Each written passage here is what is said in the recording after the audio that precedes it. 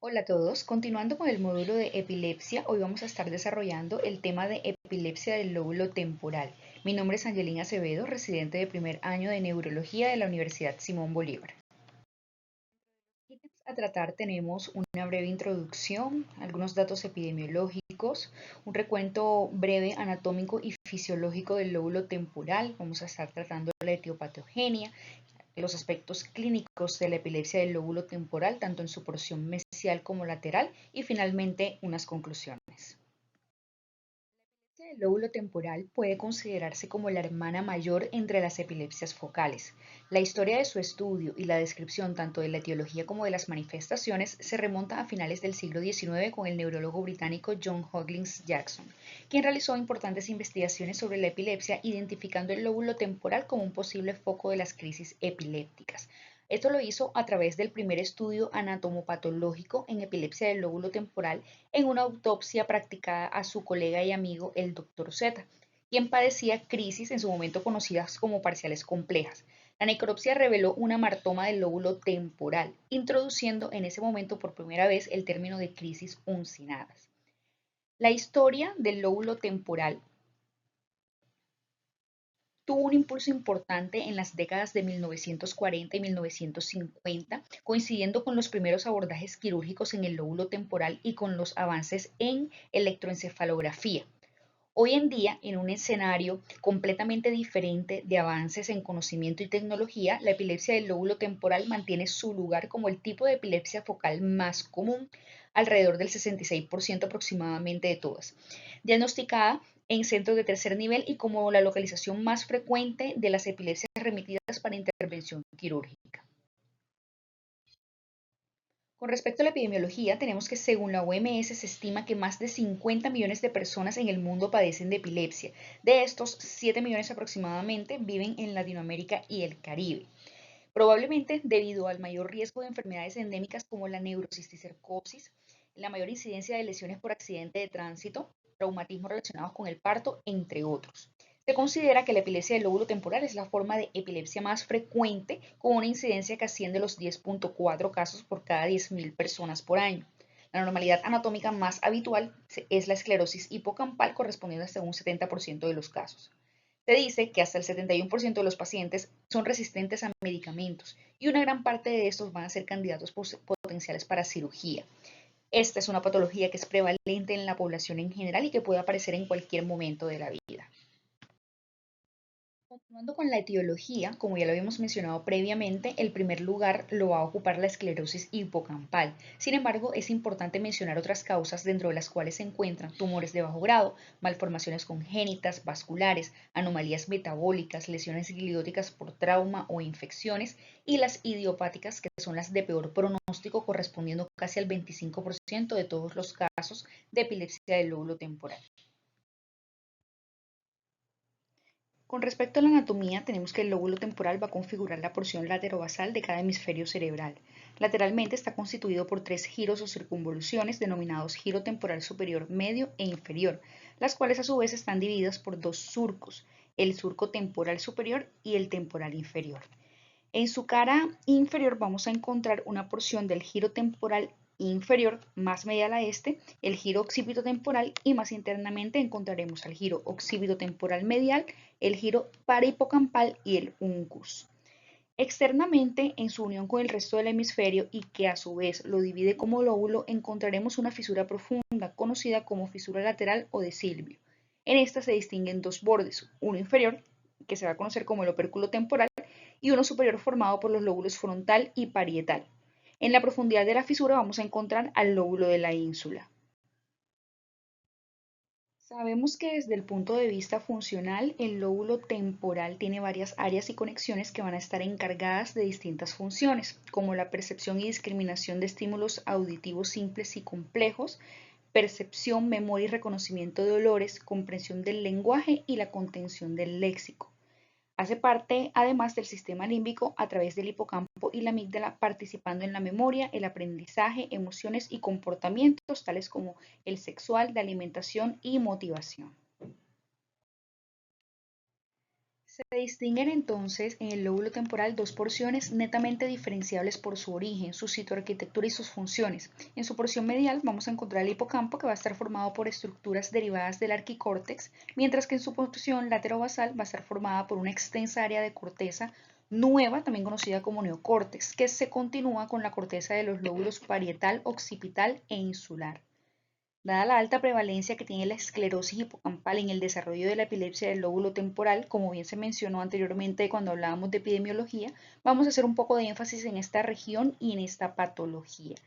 Entonces, tenemos que en la cara medial del lóbulo temporal se va a localizar la formación del hipocampo, que consta del asta de Amón o hipocampo propiamente dicho, la fimbria y el giro dentado.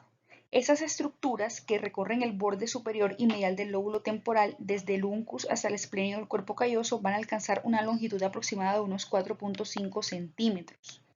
Adosada a la parte medial del asta de Amón se va a encontrar un haz de fibras que se conoce como la fimbria y que va a estar situado debajo del esplenio del cuerpo calloso. Se va a dirigir hacia adelante y en conjunto con su homóloga del lado opuesto van a formar el cuerpo del fornix, el cual queda unido a la cara inferior del cuerpo calloso a través del septum pelúcido. El fornix avanza por el techo del tercer ventrículo hasta su parte anterior, donde las fibras de cada una de las fimbrias se va a curvar hacia abajo y van a recibir el nombre de pilares anteriores del fornix. Estas van a terminar en el cuerpo mamilar correspondiente.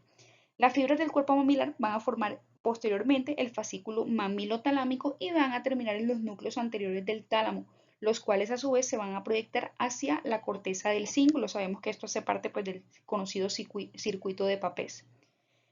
El hipocampo fue denominado como tal por Julio César Aranzi en 1857, quien le encontró un parecido a un caballito de mar y bueno, pues dada esa morfología se concedió su nombre. Se ha asociado funcionalmente con los procesos de aprendizaje, con procesos de orientación espacial y con la consolidación de la memoria.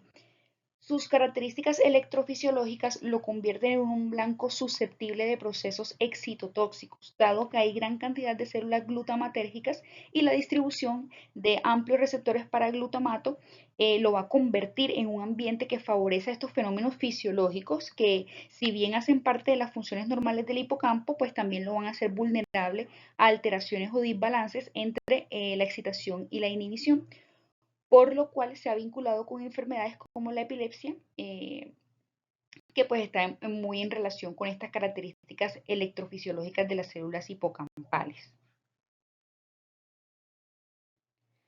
Histológicamente el hipocampo está conformado por tres sectores. El primero se va a conocer como giro dentado, es un sector muy particular porque en él se han reconocido procesos de neurogénesis en varias especies.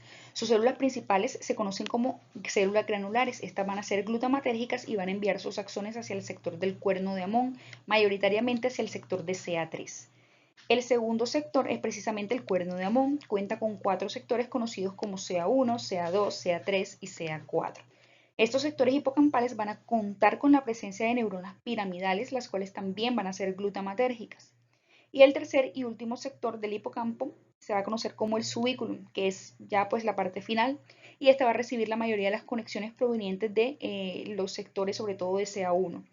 El subículo tiene una celularidad muy dispersa porque aquí comienza una transición hacia lo que será una corteza un poco más gruesa. Entonces las células comienzan a ampliarse para ir definiendo las láminas que van a tener o que va a tener el mesocórtex y posteriormente el neocórtex. Esta característica de tener menos capas también se ha relacionado con su susceptibilidad a noxas que pueden llevar a que se desarrolle un foco epileptogénico. Pasamos entonces a las conexiones del hipocampo. Vamos a fijarnos en la imagen que tenemos a la derecha.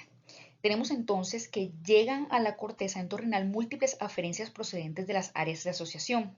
La corteza entorrinal posteriormente va a proyectar sus fibras mediante la vía perforante hacia el giro dentado. Las células granulares del giro dentado van a emitir fibras hacia CA3 y estas neuronas de CA3 se van a proyectar a su vez hacia CA1 y hacia la fimbria, que recordemos va a llegar a los cuerpos mamilares, y de allí las proyecciones formarán el tracto mamilotalámico y va a seguir la vía del circuito de Papez. Las células principales de CA1 posteriormente se van a proyectar hacia el subículum y del subículo también van a salir fibras hacia la fimbria y nuevamente a la corteza entornal. Las células piramidales de la corteza entornal nuevamente se van a proyectar hacia la corteza de asociación de donde inicialmente salió el estímulo o la información. Como ya lo habíamos mencionado en diapositivas anteriores, la esclerosis hipocampal es el hallazgo histopatológico más común en la epilepsia del lóbulo temporal, correspondiendo aproximadamente un 56-70% de todos los casos de epilepsia del lóbulo temporal intratable tanto en adolescentes como en adultos. Las características típicas de esta patología van a incluir una pérdida neuronal y gliosis que van a afectar principalmente a las áreas de CA1 y CA4. La agresión que causa la esclerosis hipocampal aún no está clara, pero puede estar en relación con crisis febriles en la primera infancia. Esto sigue siendo aún un tema de amplio debate. Se dice que los pacientes con crisis febriles prolongadas y repetitivas van a tener un mayor riesgo de desarrollar excitotoxicidad relacionada con el glutamato, la cual posteriormente puede transformarse en lesiones estructurales en el hipocampo y de esa forma terminar en epilepsia del lóbulo temporal. Sobre todo pues durante el desarrollo del paciente, más comúnmente en la segunda década de la vida. La asociación entre la esclerosis hipocampal y la epilepsia está bien establecida, pero todavía existe una discusión sobre si la esclerosis hipocampal es causa o consecuencia de dichas crisis. Por otra parte, se conoce que la muerte neuronal contribuye a una plasticidad desadaptativa en el giro dentado que va a conducir a una hiperexcitabilidad neuronal. La ILAE describe tres subgrupos en cuanto a la esclerosis hipocampal, clasificándola según el grado de pérdida neuronal y gliosis. Cada uno de estos va a tener un porcentaje de pérdida neuronal para cada área del cuerno de Amun, pero para no hacerlo tedioso, solo vamos a mencionar las características principales. Tenemos entonces a la esclerosis hipocampal tipo 1, que va a ser la más frecuente, correspondiendo hasta un 80% de todos los casos. Aquí el área más afectada va a ser el sector de CA1, con una pérdida celular de más del 80%. Aproximadamente hasta el 60% de las células granulares que se encuentran en el giro dentado también se van a ver afectadas. En la tipo 2, esta va a implicar una pérdida predominantemente de las células neuronales del sector CA1, además de gliosis, afectando casi el 80% de las células piramidales. En este tipo no se va a observar una pérdida grave de células granulares del giro dentado. Por último, en la tipo 3, esta va a implicar una pérdida de células predominantemente del área CA4, casi el 50%, y del giro dentado aproximadamente del 35%. Existe otro subtipo adicional que no incluí dentro de las diapositivas, que es la gliosis sin esclerosis hipocampal. Ya hemos mencionado anteriormente que de las epilepsias, la del lóbulo temporal es la que ocupa el primer puesto en cuanto a refractariedad al tratamiento. Existen varias teorías que intentan explicar esto, entonces vamos a hablar de una de ellas. Tenemos por un lado, hacia la parte izquierda de la imagen, a la unidad neurovascular, la cual va a incluir células endoteliales, pericitos y los pies de los astrocitos. Resulta que en estos pacientes hay una sobreexpresión de una molécula que se llama HMGB1, que viene siendo un iniciador y amplificador de la neuroinflamación. Esta va a tener una selectividad por los receptores de producto final de la glicación, que sería el RAGE, y los receptores tipo TOL4 o TLR4, que se encuentran en las células endoteliales, las neuronas y la microglía. Una vez se da esta unión, estos receptores van a mediar actividades proinflamatorias en las células diana. Por lo tanto, va a existir una mayor expresión de moléculas proinflamatorias como la interleuquina 1B y el factor nuclear potenciador de cadena ligera kappa de células B activadas, que en la imagen aparece como NFKB. Estos a su vez van a facilitar la liberación de glutamato que va a causar excitotoxicidad, favoreciendo la aparición de las crisis por hiperexcitabilidad. Acto seguido, todo este proceso de neuroinflamación va a dar como resultado una extravasación de albúmina sérica desde los vasos sanguíneos, lo que denota una disfunción de la barrera hematoencefálica. Todo esto va a aumentar la respuesta neuroinflamatoria, conllevando entonces a mayor hiperexcitabilidad. Este glutamato liberado también se va a unir a receptores ionotrópicos de las células endoteliales, favoreciendo entonces la entrada de sodio y calcio. El calcio, a su vez, va a activar a la fosfolipasa A2, la cual cataliza la vía del ácido araquidónico y sintetiza la prostaglandina E2 mediante la ciclooxigenasa 2. Toda esta cascada neuroinflamatoria que favorece una actividad epiléptica recurrente va a conllevar a una sobreexpresión de un gen conocido como el ABCB1, que sintetiza a la glicoproteína P. Esta, en condiciones normales, tiene una función de bombear ciertas sustancias fuera de las células endoteliales de vuelta al torrente sanguíneo. Pero en el caso de estos pacientes, los medicamentos antiepilépticos van a ser expulsados por esta glicoproteína P antes de que tengan la oportunidad de ser efectivos. Bueno, con respecto a los factores genéticos asociados a la epilepsia del lóbulo temporal, anteriormente se creía que este tipo de epilepsia era una condición adquirida. Sin embargo, evidencia creciente ha indicado que la predisposición genética también juega un papel fundamental en el desarrollo de esta patología.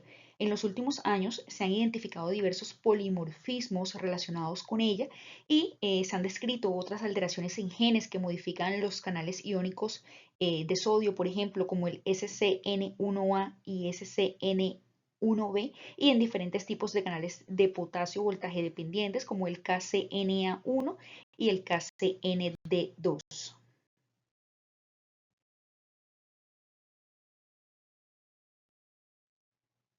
Pasando ya a la parte primordial de esta charla, que es la semiología de la epilepsia del lóbulo temporal.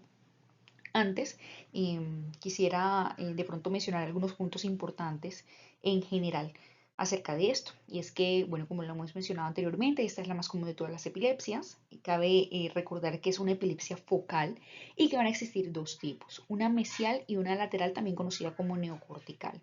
En la epilepsia del lóbulo temporal mesial, estas crisis suelen iniciar en el hipocampo y en áreas circundantes, van a corresponder aproximadamente al 80% de todas las crisis del temporal. Em, la edad de inicio suele estar entre los 10 y los 20 años y la etiología principal va a ser la esclerosis hipocampal. Con respecto a la del lóbulo lateral o neocortical, pues tenemos que esta va a involucrar la parte externa de este lóbulo. Pasamos entonces a las manifestaciones autonómicas, iniciando con las auras. En este grupo tenemos a las auras abdominales, que van a constituir el tipo más común. Estas incluyen sensaciones de náuseas, dolor o malestar indescriptible en la zona abdominal o periumbilical y que pueden ser estáticos, ascender hasta el pecho y la garganta o descender hasta la región abdominal inferior. La zona sintomatogénica para las auras abdominales va a ser la corteza insular anterior, el opérculo frontal o las estructuras temporales mesiales. De forma aislada, las auras abdominales se dicen que están muy asociadas con la epilepsia del lóbulo temporal, con una probabilidad hasta del 74%. Al evolucionar hacia un componente automotor, la probabilidad de epilepsia del lóbulo temporal aumenta hasta un 98%. Si esta se combina con vómitos, las auras abdominales sugieren una zona epileptogénica en el lóbulo temporal no dominante. Por su parte, las auras orgásmicas, que se van a definir como pensamientos y sentimientos eróticos, excitación sexual y orgasmos que ocasionalmente van acompañados de un fenómeno viscerosensorial, es decir, secreción vulvovaginal, por ejemplo, se ha observado más en mujeres con epilepsia del lóbulo temporal mesial no dominante. Las manifestaciones cardíacas son las manifestaciones autonómicas más reconocidas de las crisis focales. Tenemos a la taquicardia ictal, que se define como una frecuencia cardíaca de más de 100 latidos por minuto y que se va a reportar en más del 50% de las crisis. La taquicardia temprana y significativa es más común de la epilepsia del lóbulo temporal que de la extratemporal y se va a asociar principalmente con la parte mesial no dominante. Las características autonómicas que afectan a la función respiratoria van a incluir hiperventilación, apnea y disnea. La hiperventilación ictal la vamos a definir como un aumento del 10% en la frecuencia respiratoria desde el inicio. Esta se observó en unas convulsiones de más del 50% de los niños en una serie de casos y fue más común en la epilepsia del lóbulo temporal que en la epilepsia del lóbulo frontal. En esta tabla que tenemos acá, vamos a ver algunas auras y manifestaciones, su localización y si éstas se lateralizan, a dónde lateralizan. Entonces tenemos las auras autonómicas, que van a corresponder a la ínsula, a la amígdala y la parte anterior del cíngulo, las auras abdominales a la parte anterior de la ínsula, el opérculo frontal, y la parte temporal mesial, como ya lo mencionamos anteriormente, y ninguna de las dos van a lateralizar. Por su parte, las manifestaciones autonómicas como la taquicardia y la hiperventilación, la pilorección y la midriasis van a corresponder a amígdala, ínsula, cíngulo anterior y la parte medial de la corteza prefrontal. En el caso de la taquicardia y la hiperventilación, estas no lateralizan, sin embargo, como lo mencioné anteriormente, puede que estén en mayor asociación con el hemisferio no dominante. En el caso de la piloerección y la midriasis será ipsilateral en este último, es decir, en la midriasis será ipsilateral si esta es unilateral, si el compromiso es unilateral. En este video que vemos en pantalla, observamos un ejemplo claro, pues adicional al automatismo manual, vemos una aura abdominal dada por náuseas.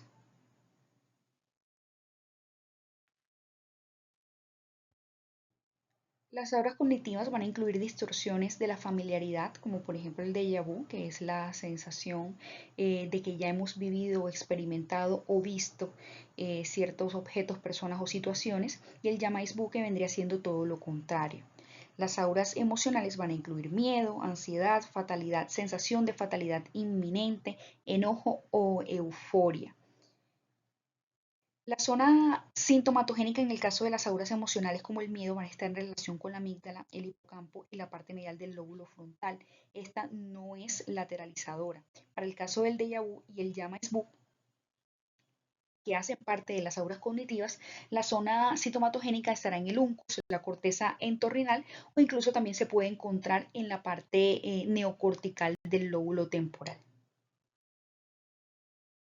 En el video que vamos a ver a continuación, en la descripción del caso, de la página de donde fue tomado el video, inicialmente ellos describen que el paciente experimenta un déjà vu y una sensación de disconfort epigástrico, el cual evoluciona posteriormente a automatismos manuales y una postura tónica en las extremidades y movimientos clónicos. Entonces, pues a grandes rasgos esta es la descripción de la crisis, pero pues el objetivo principal es mostrar la parte inicial que describí anteriormente, que es la del déjà vu y esta sensación epigástrica. Seizure. Hello. Hi, did you press the buzzer? Yeah. This patient recognizes an aura of deja vu and epigastric rising sensation. He presses the button to mark the onset of those sensations. Okay, you think you're not seizure. Okay. Oral and manual automatisms start. He smacks his lips and picks at his clothes with the right hand. At this point, he still retains enough awareness to say, I think I'm having a seizure. Good, man. Thank you. You can put it down. Okay. What's your first name? What's your first name? En este video que vamos a ver a continuación, observaremos una aura de tipo emocional, lo que correspondería a una sensación de temor o miedo. Aquí quiero hacer una pequeña aclaración y es que las auras de sensación de temor o miedo que se asocian a una conducta motora suelen estar más en relación con el lóbulo frontal que con el lóbulo temporal.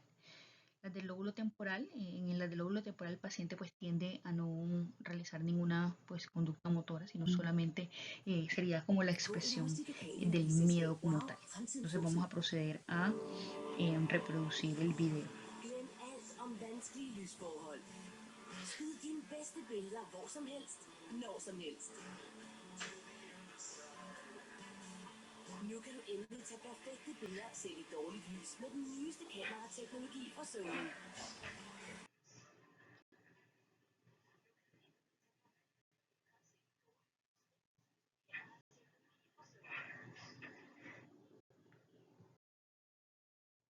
Con respecto a las auras somatosensoriales, las que se encuentran pues mayormente relacionadas con la epilepsia del lóbulo temporal mesial van a ser las olfativas y las gustativas.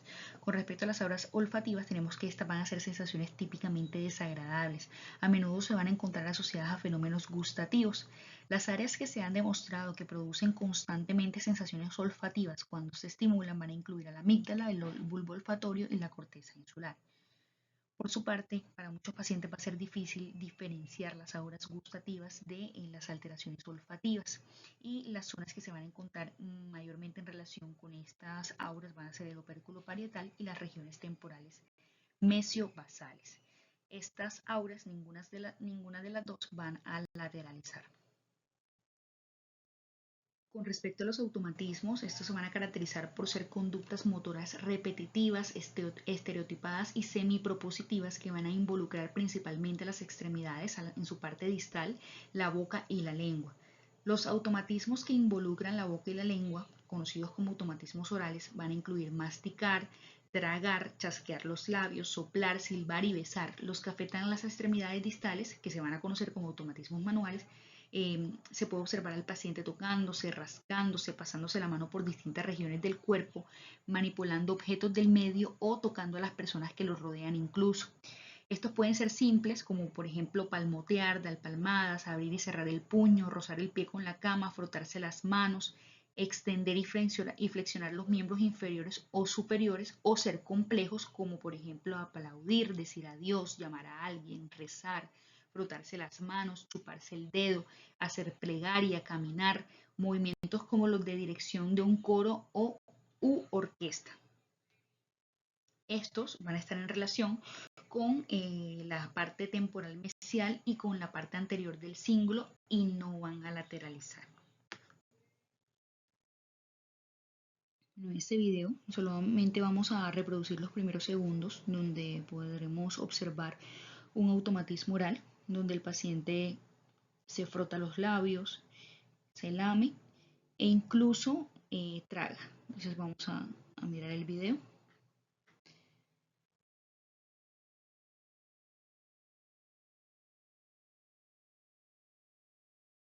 Listo.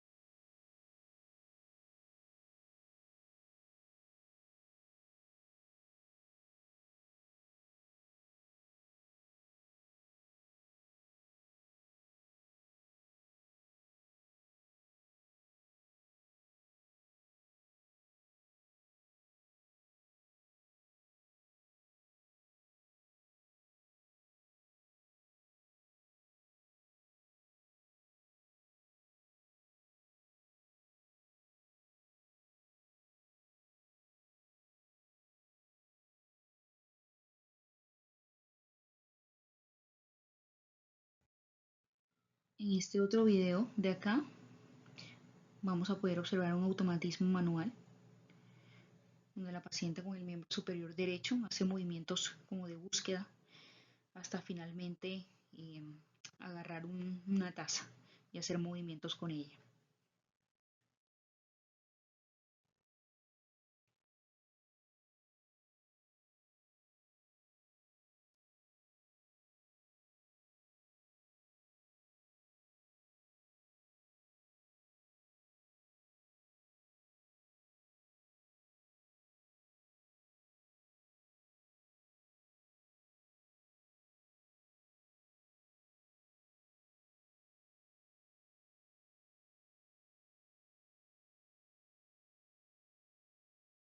Algunos automatismos complejos que son peculiares por su valor localizador o lateralizador son los siguientes. Tenemos el acto de escupir, el cual va a encontrarse mayormente asociado con la epilepsia del lóbulo temporal no dominante. El signo de la cruz, que es raro y que incluso probablemente se puede encontrar influenciado por una conducta religiosa previa del paciente. Se encuentra mayormente en relación con la parte anterior mesial del lóbulo no dominante. Aquellos automatismos que van a estar dirigidos a la porción cefálica del cuerpo, que incluyen manos dirigidas a los ojos, nariz, mejillas y frentes, en el caso de que sean unilaterales, nos va a indicar una localización temporal ipsilateral.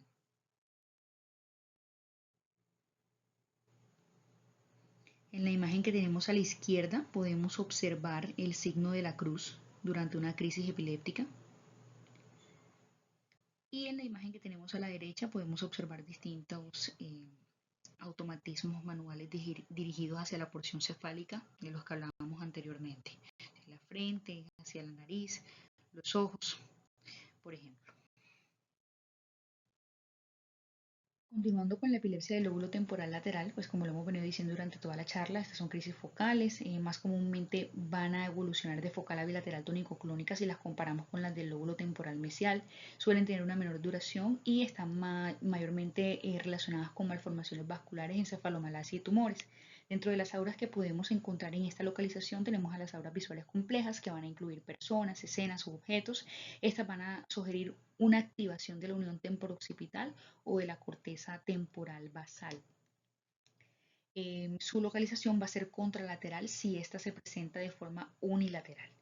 Con respecto a las auras auditivas, al igual que las auras visuales, varían de carácter simple a complejo. Las auras auditivas simples incluyen zumbidos. Los fenómenos auditivos complejos van a incluir voces, músicas. La zona sintomatogénica de las auras auditivas simples va a estar en relación con la corteza auditiva primaria. Las alucinaciones e ilusiones auditivas complejas se van a producir mediante la activación de áreas de asociación auditiva en la corteza temporo-occipital. Por su parte, las auras vertiginosas van a incluir sensaciones de rotación o movimiento en todos los planos que generalmente se van a asociar con síntomas visuales o auditivos. Aquí la zona sintomatogénica está cerca de las áreas de asociación visual y auditiva en la unión temporoparietal.